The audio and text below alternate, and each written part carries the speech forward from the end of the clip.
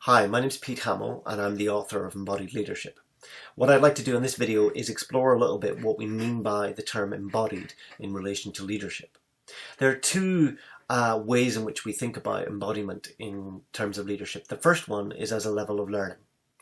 What we mean by that is that embodiment means that you have the ability to do something different consistently and when under pressure. So what do we mean by that? Well, a lot of learning, when we think about it, is about memorizing, knowing about, understanding, all of that stuff. You know, knowing the buzzwords around leadership, all of those sorts of concepts, ideas around learning. That's not what we're talking about. We're talking about a higher level of learning, which is where you know how to do something different consistently and when under pressure. Now, when I look around at leaders in the workplace and people in positions of leadership in the workplace, I should say, what I often see are people who know concepts of leadership, who've read books about leadership, who can speak up with the latest buzzwords and jargon and all of that sort of stuff. But do they actually know how to do something different than they previously knew how to do? No. Do they know how to lead? Actually, often not. They know about leadership, but they don't know how to lead. And that difference, I think, is crucial. And when we look at embodied leadership, what we're looking at is going across the boundary from knowing about to knowing how to.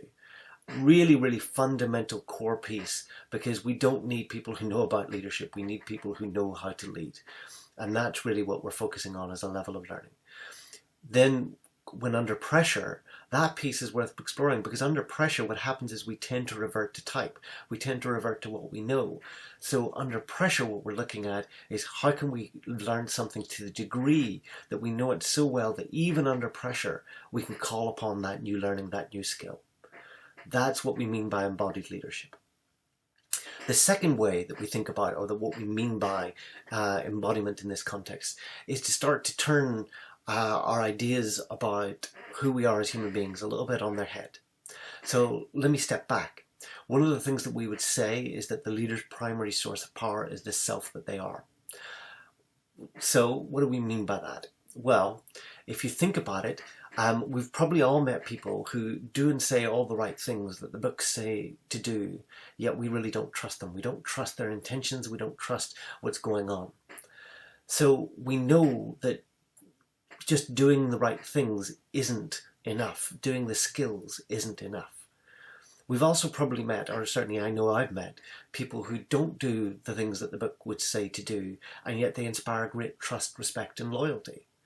So there's something more that's required than the skills and the techniques and the tips that are in countless management books. There's something more that's required beyond that, which is actually who we are as people and whether or not we have the ability to inspire trust, loyalty, respect, credibility inside of those that we're working with, inside of those we want to follow us. Now, that then means that we're working at a level of depth. We're working at a level of the self that we are.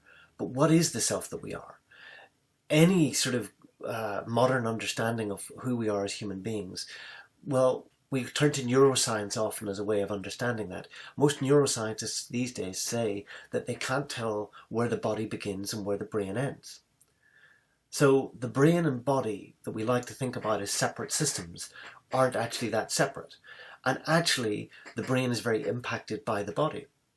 Certainly the older structures of the brain, like the amygdala, which are where a lot of our habitual instinctive behaviors, some of the stuff that we do that really doesn't help us, a lot of that stuff comes from that older parts of the brain. That part of the brain has more connections back and forth to the body than it does to the newer parts of the brain.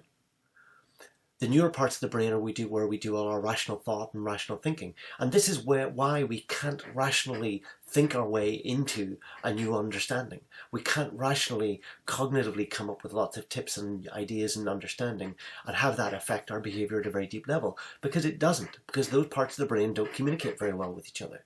If we want to change those bits at a very deep level, we need to impact the amygdala. And what we know from neuroscience is that means working with the body, which is frankly a little bit weird in the concept of leadership in the world that we now sit in, where the body is what takes the important bit, the brain, from meeting to meeting. But actually, when you think about it, there's a way in which we're always reading each other through our bodies. We are always assessing and evaluating other people in that way.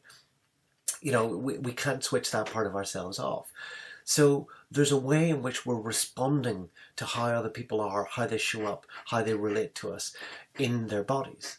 Their bodies are the places where we feel our emotions, where we feel and experience whatever's going on for us in life.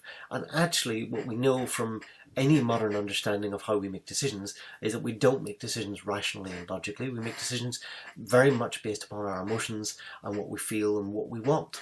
You know, the intellect will allow us to write down all the pros and cons on the basis of any decision, but it's our emotions that will tell us what we want at the end of the day and how we weigh up those pros and cons and whether or not we're going to choose you know, option 1 or option 2. So if we have this expanded view of the body, then we start to need to look at, well, how do we start to work with the body? How do we start to engage with the body in order to start to shift the amygdala, in order to start to shift our reactions? And that turns out to be the same as learning a sport or learning a musical instrument. We have to practice things. We have to engage in practices that allow us to do things differently. If we're used to moving through life in a very particular way which dismisses people and diminishes them, or in a way which kind of gives over all of our power to other people and where we don't stand up for ourselves, what we'll see is that when we do that, we physically inhabit that way of being in the world. Just as when you see people in the world, you can see people who give their power away and you can see people who are aggressive. You can see that from the bodies. You can read that. And what you'll see is that when we do those patterns of behavior, we are inhabiting that body. And if we can start to look at how we can be aware of our bodies, how we can start to shift our bodies, and how we can start to practice doing something different, then we can start to shift that piece of the amygdala. We can start to shift our habitual behaviors. We can start to shift how it is we are in the world. It may sound a little bit weird, but actually it's backed up by modern science. It's backed up by modern ideas around leadership. I don't have time to go into all of the research and all of the stuff that sits behind that. But if you're interested and you want to explore really looking at your leadership, then I really recommend that you have a look at my book, Embodied Leadership, and look at the ideas and concepts that are in there and how you can start practicing doing something different that will serve you in your leadership. Thanks.